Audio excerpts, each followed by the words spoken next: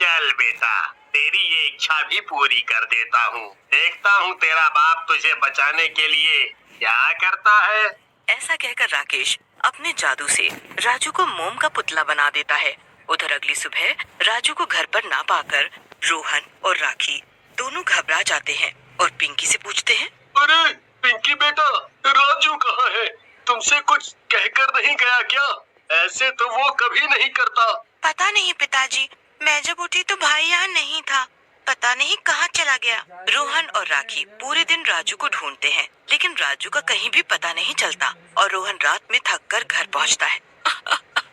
रोहन कहीं मिला राजू, उसे ढूंढ कर लाओ। राखी को यूं रोते देख रोहन पुलिस के पास जाने का निर्णय लेता है और पुलिस स्टेशन में जाता है और पुलिस वाले को सारी बात बताता है, जिसे सुनकर पुलिस वाला बोलता है, आपकी बात सुनकर तो लगता है ये बहुत ही गंभीर बात है, लेकिन आप चिंता ना करो, हम जल्दी ही आपके बेटे को ढूंढ लेंगे।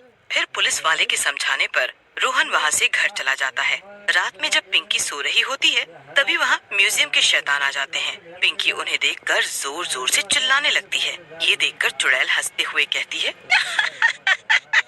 तू कितना भी चिल्ला ले पिंकी, तेरी आवाज यहाँ से बाहर नहीं जाएगी।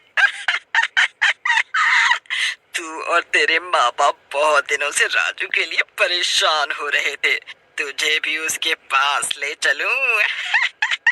राजू का नाम सुनकर पिंकी को एक योजना सूझती है और वो चुड़ैल से कहती है, मैं तुम्हारे साथ चलूंगी चुड़ैल जी, लेकिन मुझे सुसु तो कर लेने दो।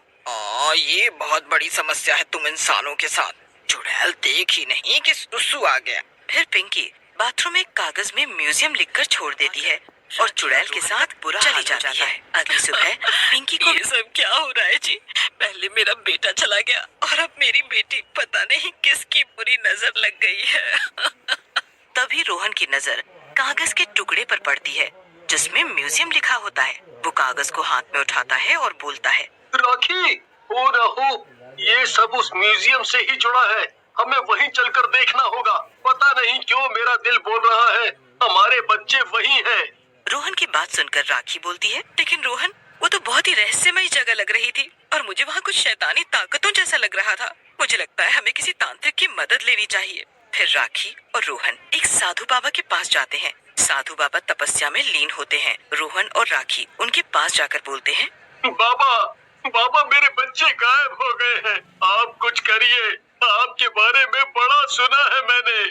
बच्चा, तेरे दोनों बच्चे उस नए खुले म्यूजियम में कैद हैं। वहाँ के मालिक ने उन्हें मोम का पुतला बनाकर कैद कर लिया है।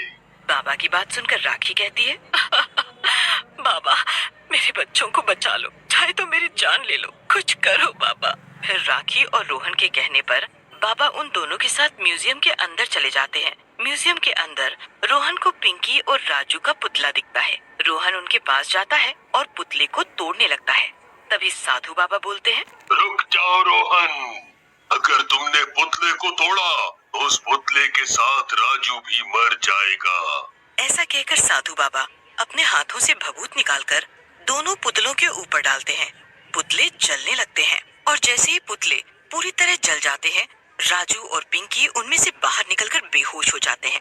लेकिन तभी राकेश अपनी शैतानी टोली के साथ वहाँ आ जाता है और बोलता है, इस बूढ़े ने तेरे दोनों बच्चों को मेरे जादू से अलग कर दिया, लेकिन अब देखता हूँ तुम सब की और अपनी जान कैसे बचाता है ये। ऐसा कहकर राकेश शैतानों की तरफ इशारा करता है।